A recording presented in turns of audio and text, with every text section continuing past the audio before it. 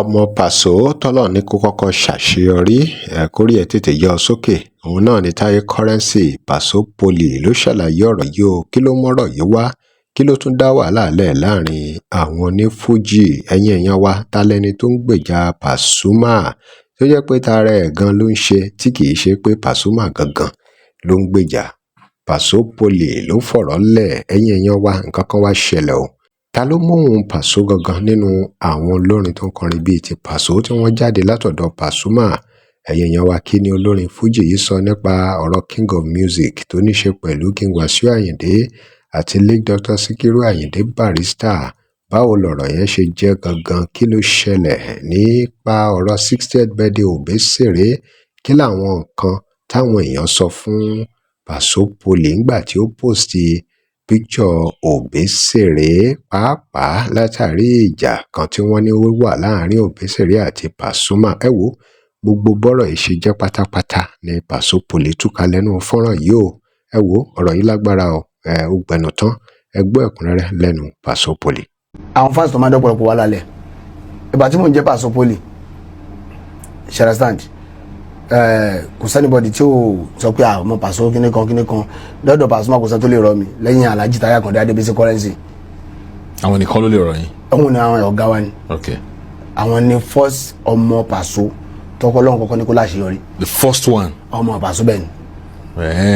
Bẹ́ẹ̀ ni kò lè kúrò lórúkọ wọn láéláé ó ti wà ní biography wọn. The first ọmọ Paso tọ́lọ́ ní kó láṣeyọrí. tí Paso kọ́ lè tọ́ka sí pé alihamdulilayi. Ni Alhaji Taye Currency. Ẹni tó dá síjà tí wọ́n sọ fún gbèjà Alhaji Wasiu Alabi Pasuma kó gbèjà Alhaji Wasiu Alabi Pasuma ó gbèjà ara rẹ̀ ni torí ìjà wọn ti pẹ́. Ṣé tìrẹ́dà lẹ́rìn fàṣẹ? Yes. Ìjà ẹbí ló dìjà wọn kò ń ṣe ìjà pé mo lọ lé wọn sílẹ̀kùn. Ìṣèjà orin. Ìjà orin kọ́, ìjà orin náà ni ó mú orin dání. Ṣẹ́gẹ̀ Yorùbá mi bọ́n ti ìjà tó ṣẹlẹ̀ yìí ń fọ́ fún àwọn pẹ́rẹ́ǹtì wọn. Nǹkan tẹ́ ẹ mọ̀ lẹ́ ń sọ yìí o. Nǹkan tí mo mọ̀ ni mo ń sọ. Nǹkan tí mo mọ̀ ni mo ń sọ. So òun ló yí sì fún láti lè jáde tán báyẹn torí pé wọn ọ̀rẹ́ láti ìṣẹ́jú kan everybody mọ̀ pé wọn àti Alhaji Taye Currency wọn ọjọ́ sí bọ́n ṣe kó mọ yẹn ó ti mú àbòsí dání. Wọ́n àìtẹ́ sọ pé wọ́n àbòsí dání. Tó wọ́n àbòsí dání pé bí kí wọ́n ti focus lórí ẹnìkan pé ẹni tá a fẹ́ fún náà rè kákan fi àwọn eléyìí sí ni. Tó o bá jẹ́ pé à ń ṣe same generation tó bá jẹ́ pé àjọ ń kọrin tó jẹ́ generation kan náà ni wá ó ṣáájú òun star torí irú wọn jẹ́ torí irú wọn jẹ́ Paso làwọn fi ìwọ gángan ló mú Paso wọ́n sọ bẹ́ẹ̀ ìwọ gángan ló ti pọ̀ jù so táwọn bá ń kọrin lórí stage kan tó bá débẹ̀ táwọn bá gbé máàkì kalẹ̀ má bínú wọn torí fans kan náà là ń jẹ àmọ́ ní kò sí wàhálà Alhaji. Àwọn tẹjọ sọ láàrin ara yín ni ẹ. Yes.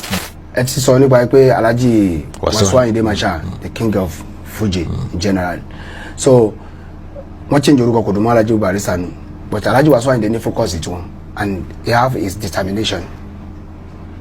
Ọmọ tó bá dá lọ́dọ̀ ọ̀gá ẹ̀ tó jẹ́ kí wọ́n rí pé ọmọ eléyìí àgbẹ̀ ọmọ tó ṣe tọ́ka sí ni kò borúkọ wọn jẹ́ kò da nǹkan rú mọ́ ọ lọ́wọ́ tọ́jà ìpínlẹ̀ náà ti ń gbéra kò dẹ̀ depend pé tí wọn bá ti ṣe nǹkan kan fún wọn ní gbéra ọ̀gá kankan ní fẹ́ kọ́ lọ kó máa kọ́ tailor kó máa kọ́ bricklayer kó máa kọ́ṣẹ́ presenter tẹ̀ jẹ́ agbóhùnsáfẹ́fẹ́ yìí ọmọ tó bá good kò sọ́gbà gẹ̀gẹ̀ tí a fẹ́ kó lọ ní bá wọn ṣe kẹ̀ wọ́n tún fi yẹn tákù mìíràn lórí social media Alhaji Obesere ṣe birthday gbogbo alamọ̀ pé ọ̀nà lò fún birthday tán ṣe tán wọ white wọn gbọ́dá ṣe ti 60th yẹn àbí. ti 60th yẹn gbogbo alamọ̀ pé ọ̀nà lò èmi post èyí tán kàn ti lo fìlà kí tán lò yẹn black pẹ̀lú t-shirt lásán lọ́jọ́ birthday wọn mo dẹ̀ sí wà London àwọn ẹbí rẹ̀ sí tákù mi pé white mo fi máa post nǹkan mẹ́ta tó fi tákù mi nìyẹn white mi máa post Obesere pé mo ṣáà fún wọn àti bàbá mi ọ̀gá mi jà wàṣọ Alhaji Wasiu Alabi Pasuma wípé mo tún lọ pati rẹ̀ máa ń gbà ṣáwọn èèyàn ṣáṣọ tó ń wọ́njọ pati lélẹ́yìn ni àbí kankan ṣọba ìjókòó so pé mi ṣe dé tí mo wá kí bàmí gbé gíga ẹgbẹ́ kí àwọn àgbà bàbá wa ní ibẹ̀ yẹn wà Alhaji Malaika náà wà bẹ́ẹ̀ Alao Malaika Adékúnlé àwọn náà wà bẹ́ẹ̀ abámi ní Sule ọ̀rọ̀ yìí ọ̀rọ̀ general ni kì í sọ̀rọ̀ àṣírí àwọn ló pẹ́ ní Mr. Correct Mr. Correct mo ní bá mi mo ní mo forúkọ kórúkọ ni mo ní ẹ̀yin náà mo jọ orúkọ tó pọ̀ ní báwa sí my daddy ẹ̀yin ọjà wa ń sọ pé èèyàn Dr. Yinka Ayéfẹ́lẹ́ pé ọmọ yìí lóyà sí ẹ kọjá nǹkan tó fi ń challenge yìí ọmọ yìí lóyà gan tán bàmí ni ẹ fi lẹ̀ jàre mọ́ àmọ́ ọmọ mi ni mo béèrè nǹkan lọ́wọ́ ẹ ni bí ẹ fẹ́ mo béèrè nǹkan lọ́wọ́ ẹ ni pé kíní kan wọ́n ń bà mí ẹ̀yin náà ní pé kíní kan Dr. Yinka Ayéfẹ́lẹ́ wá dákẹ́ ń yẹ bà mí lókè wọ́n máa jẹ́ Mr. Correct ẹ̀ lọ́gbà yẹn bẹ̀rẹ̀ nǹkan fímílẹ̀ ọ̀bọ̀ tí ní kí má dà sí ayé bẹ̀rẹ̀ bàmí sàtún ayé bẹ̀rẹ̀ nìyẹn wọ́n máa jẹ́ Paso Poli Mr. Correct ẹ̀ lọ so o lè correct àwa wa ní Mr. Perfect.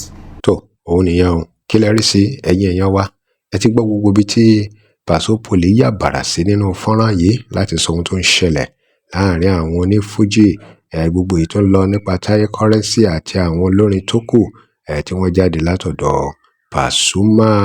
Kí ni àwọn nǹkan tó ṣẹlẹ̀ nípa ọ̀rọ̀ King of Music? Èmi ni King of Music, ìwọ ni báyìí, ta ló fohùn jọ Pasuma gangan? Gbogbo ẹ̀ ni Paso Poli ti tú kalẹ̀ yìí o. Ẹ dá sí ẹ drop comment and remember to like, share and follow us. Thanks for watching. Á lọ fún ìpolówó ọjà, ìpè WhatsApp number page.